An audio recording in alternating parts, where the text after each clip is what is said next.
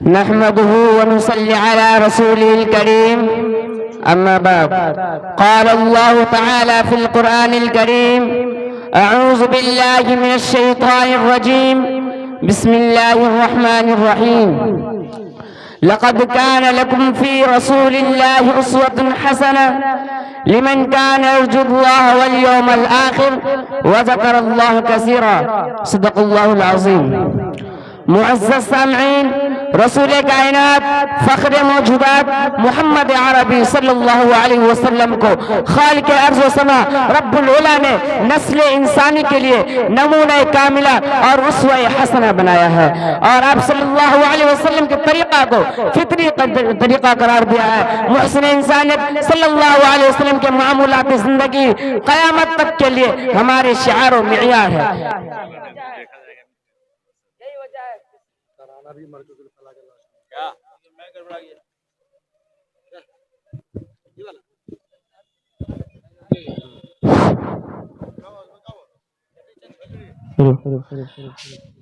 یہی وجہ ہے کہ سیرت النبی صلی اللہ علیہ وسلم کا ہر گوشہ تابناک اور ہر پہلو روشن ہے۔ یوم ولادت سے لے کر روز رحلت تک کے ہر لمحہ کو قدرت نے لوگوں سے محفوظ کرا دیا ہے۔ آپ صلی اللہ علیہ وسلم کی ہر ادا کو آپ صلی اللہ علیہ وسلم کے مت والوں نے محفوظ رکھا ہے اور سند کے ساتھ تحقیقی طور پر ہم تک پہنچایا ہے۔ لہٰذا سیرت النبی صلی اللہ علیہ وسلم کی جامعیت و اکمالیت ہر قسم کے شک و شبہ سے محفوظ ہے۔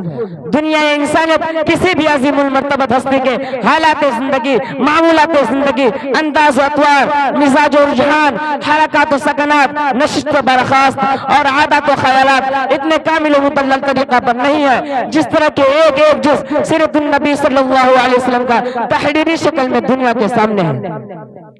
یہاں تک کہ آپ صلی اللہ علیہ وسلم سے متعلق افراد اور آپ صلی اللہ علیہ وسلم سے متعلق اشیاء کی تفاصیل بھی سند کے ساتھ سیرت و تاریخ میں ہر خاص ہم کو مل جائیں گے، اس لیے کہ اس دنیا فانی میں ایک پسندیدہ کامل زندگی گزارنے کے لیے اللہ رب العزت نے اسلام کو نظام حیات اور رسول خدا صلی اللہ علیہ وسلم کو نمونہ حیات بنایا ہے۔ وہی طریقہ اسلامی طریقہ ہوگا جو رسول خدا صلی اللہ علیہ وسلم سے قولاً فعلاً منقول ہے۔ آپ صلی اللہ علیہ وسلم کا طریقہ سنت کہلاتا ہے، اور آپ نے فرمایا من رغب عن سنتی فلیس منی، کہ جس نے میرے طریقے سے اعراض کیا وہ مجھ سے نہیں۔ عبادت و تعز سے متعلق آپ صلی اللہ علیہ وسلم کی سیرت و تجربہ اور عادات شریفہ پر برابر لکھا اور بیان کیا جاتا رہتا ہے۔ دنیا میں ہر لمحہ ہر آن آپ صلی اللہ علیہ وسلم کا ذکر خیر کہیں نہ کہیں ضرور ہوگا۔ آپ کی سیرت سنائی اور بتائی جاتی رہے گی، پھر بھی سیرت النبی صلی اللہ علیہ وسلم کا عنوان پرانا نہیں ہوگا۔ یہی معجزہ ہے سیرت النبی صلی اللہ علیہ وسلم کا، اور یہی تفسیر ہے ورفعنا لک ذکرک۔ صحابہ کرام رضوان اللہ تعالی اجمعین کی دنیا و آخرت میں کامیابی و سرفرازی کا عنوان اتباع سنت ہے۔ یہ اتباع ہر دور ہر زمانہ میں سربلندی اور خوش نصیبی کی کنجی ہے۔ اگر کسی کو عہد رسالت نہ مل سکا تو پھر ان کے لیے عہد صحابہ معیار عمل ہے، کیونکہ صحابہ کرام رضی اللہ عنہم اجمعین کی پاکیزہ جماعت سیرت النبی کا عملی پیکر ہے۔ ہر طرح سے پرکھنے جانچنے کے بعد ان کو نسل انسانی کے ہر طبقہ کے واسطے ایمان و عمل کا معیار بنایا گیا ہے۔ خود رسول کائنات صلی اللہ علیہ وسلم نے ان کی تربیت فرمائی ہے، اور اللہ رب العالمین نے ان کے عمل و کردار، اخلاق و اطوار، ایمان و اسلام اور توحید و عقیدہ، صلاح و تقوی کو بار بار پرکھا، پھر اپنی رضا و پسندیدگی سے ان کو سرفراز فرمایا۔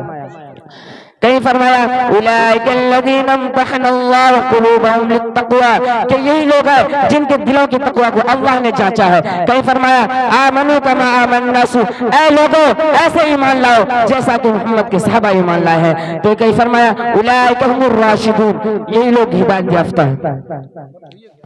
محترم حضرات، میں آپ صلی اللہ علیہ وسلم کے حلیہ مبارکہ کے سلسلے میں بتاتا چلوں کہ آپ صلی اللہ علیہ وسلم 9 یا 12 ربیع الاول عام الفیل کو آپ نے شک میں مادر سے تولد فرمایا۔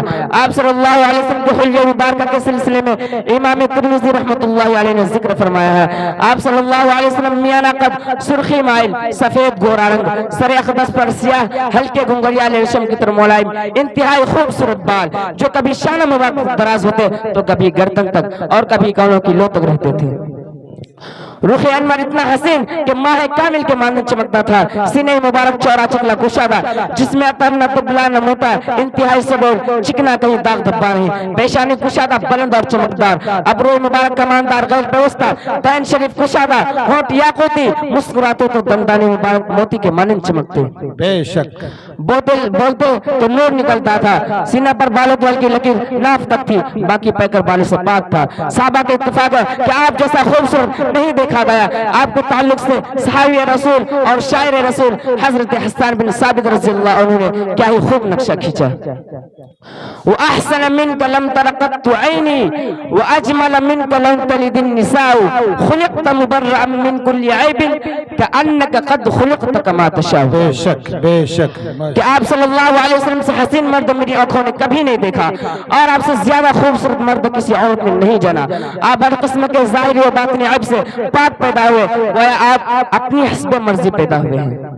न कभी आप चीख कर बात करते थे, न कहकहा लगाते थे, न शोर करते थे, न चिल्ला कर बोलते थे।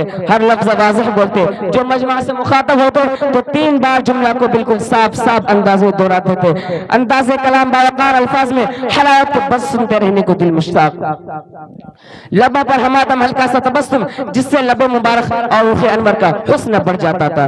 राह चलते तो रफ्तार ऐसी होती थी गोया किसी बुलंद जगह से उतर रहे हों। न दाएं बाएं मुड़ मुड़ कर देखते थे, न गर्दन को आसमान की तरफ उठाकर चलते थे। तवाज़ो के बावकार मर्दाना खुददाराना रफ्तार होती। हाथ और कदम रेशम की तरह मुलायम घुतास और कदम पुरगोश्त। जाती मामला में कभी गुस्सा नहीं होते थे। अपना काम खुद करने में तकल्लुफ न फरमाते थे। जिससे गुफ्तगू फरमाते पूरी तरह उसकी तरफ मुतवज्जह होते। कोई आपसे बात करता तो पूरी तवज्जो से समाअत फरमाते। फिर भी ऐसा होता कि सहाबा को गुफ्तगू की हिम्मत नहीं होती थी। हर फर्द यही तस्वीर करता था कि मुझको सबसे ज्यादा चाहते। ताज रिसालत और खलात नबूवत से सरफराज होने के बाद रहमतुल लिल आलमीन खातमुन नबिय्यीन सल्लल्लाहु अलैहि वसल्लम ने एक ऐसे समाज और माशरा को ईमान और तौहीद की दावत दी जो गले तक शिर्क और कुफ्र की दलदल में गिरफ्तार था, ज़लालत और जहालत की शिकार थी, इंसानियत शराफत मफकूद थी, दरिंदगी और हैवानियत का राज था। हर ताकतवर फिरऔन बना हुआ था। कत्ल और गारतगरी के बाद हर सुआम थी। न इज्जत महफूज, न अस्मत महफूज, न औरतों का कोई मकाम, न गरीबों को कोई पनाह। शराब पानी की तरफ बहाई जाती थी, बेहयाई अपने उरूज पर थी। रोज जमीन पर वहदानियत हक का कोई तस्वुर न था। खुद गर्जी मतलब परिस्थिति का दौर दौरा था। चोरी बदकारी अपने उरूज पर थी और जुल्म और सितम नाइंसाफी अपने शबाब पर थी।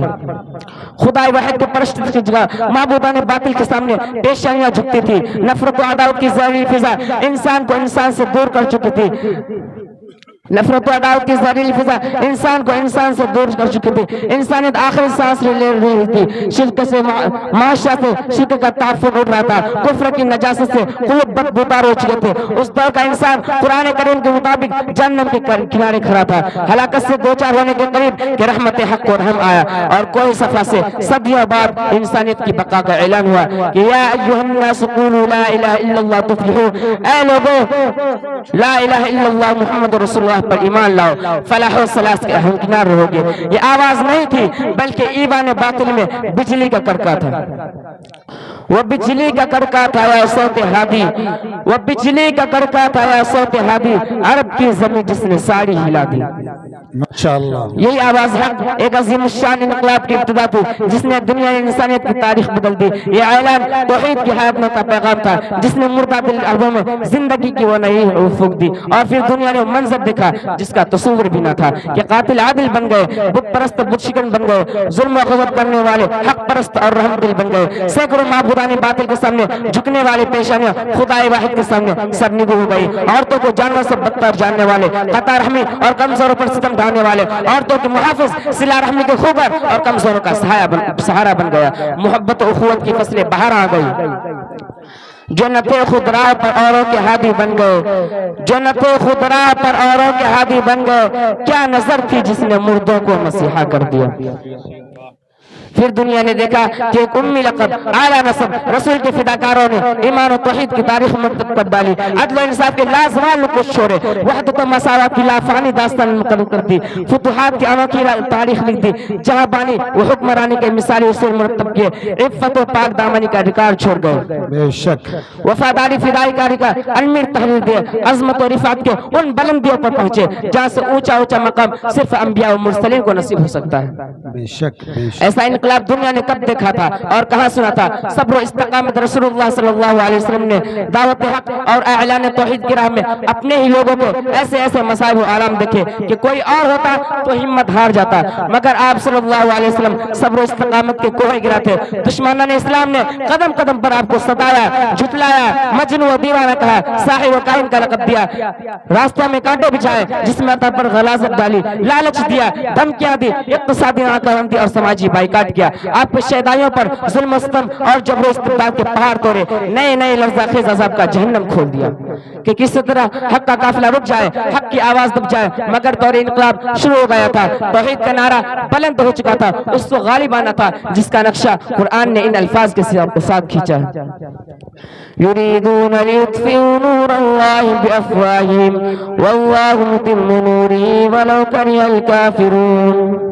سامعین اکرام، جب مکہ کی سرزمین آپ صلی اللہ علیہ وسلم اور آپ کے صحابہ اکرام پر بالکل تنگ کر دی گئی، تب بحکم الہی آپ نے مدینہ کی طرف ہجرت فرمائی اور صحابہ اکرام نے اللہ کے لیے اپنے گھر بار، آل و اولاد، زمین و جائیداد سب کو چھوڑ چھاڑ کر حبشہ و مدینہ کا رخ کیا۔ پہلی ہجرت صحابہ کے گروہ نے حبشہ کی طرف کی تھی، پھر جب آپ مدینہ تشریف لے گئے تو مدینہ اسلام کا مرکز بن گیا اور پھر وہیں سے دین کی نشر و اشاعت ہوئی۔ میں اسی چند باتوں پر اپنی تقریر کو اس شعر کے ساتھ ختم کرتا ہوں کہ محمد سے وفا تو نے تو ہم تیرے ہیں، کہ محمد سے وفا تو نے تو ہم تیرے ہیں، یہ جہاں چیز ہے کیا لوح و قلم تیرے ہیں۔